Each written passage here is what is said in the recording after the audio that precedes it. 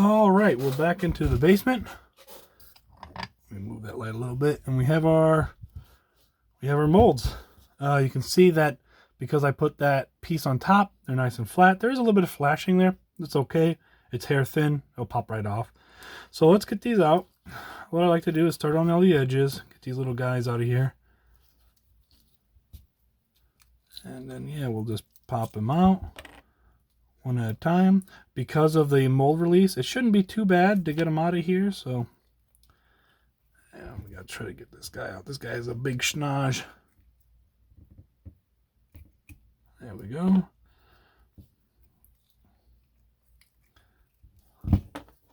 And also, I don't put mold release on every single time. Probably like every maybe 2 or 3 pours is when I put new mold release on. But let me zoom in here actually. We can take a look at, oops. We can take a look at these minis. So what we're looking for, let me move the light a little bit. What we're looking for here is we're looking for pinhole bubbles. You can usually always see them on the bottom, so you can see those little pinholes. So we're looking for those, but we're looking for them on the body. I don't see any on this, which is a really good sign. Nothing on the head, nothing on the back. And again, all this stuff on the bottom, you can just take a dull X-Acto blade and just kind of scrape it off. Similar to what you would do cleaning mold lines on a normal thing, but it's only on the bottom, luckily. So that's one. Let's look at the next one. Yeah, a lot of flashing on this one. That's okay, but yeah, you can see this comes right off. Yeah, and here we go. You can see on this one, we do have a pinhole here, and we have a pinhole right on his nose. So what you could do to save this is just take a little bit of green stuff, put that on there, squish it in there. So it's not a horrible cast, but it is not a perfect cast, in my opinion. So this would be going into the what I call miscast pile. Take a look at this one. Again, just kind of go around the edge. Always cut away from yourself and your fingers so you never have an accident and cut off one of your little nubs.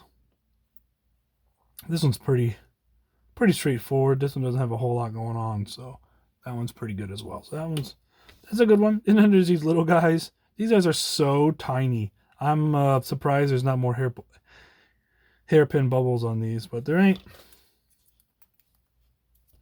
And then, yeah, for these, you just go around the sides like this. Getting all that off. You can wait until they're more cured, because after 30 minutes, these are not totally cured. So they're still a little soft. Like a soft rubber almost is what they kind of feel like. You can wait until they're fully cured, but I like them more when they're this state, when they're at that rubbery state, because it's just easier for me to clean it all off. Okay, so now let's back up, because it's time for the big one.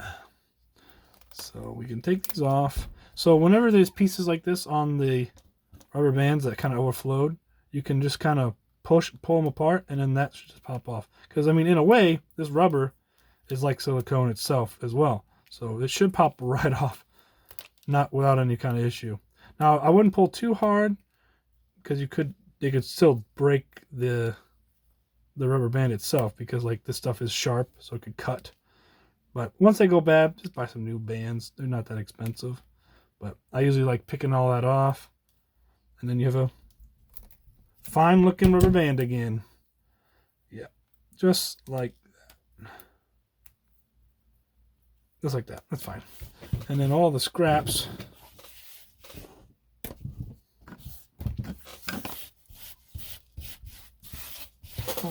can get tossed into the trash. And then we have this. So again, we made the seam line down the back here. So the back and the front, and I can kind of tell where it is because of the positioning, because like I know his head's forward, and then the back is where the seam was. So yeah, then we just slowly pull.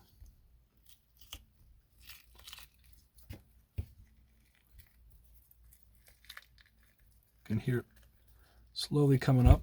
And again, there might be a little bit of flash where we had the cut. That's all right. Should be fine. We'll get that right out of there. I made it, I put the mold, or the seam, in a spot where it's behind him, right?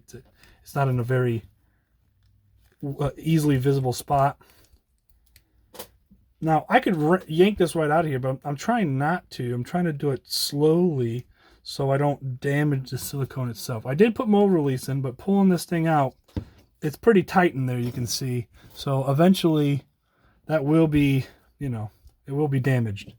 But yeah, you can see here a little bit of flash. That's fine. Just kind of cut that away. Should fall right out of there, just like that. Same thing for down here. Just kind of cut that away. Cut that away. Yeah. Ooh. Whoops. Nicked on that one. That's on me. But that's all right.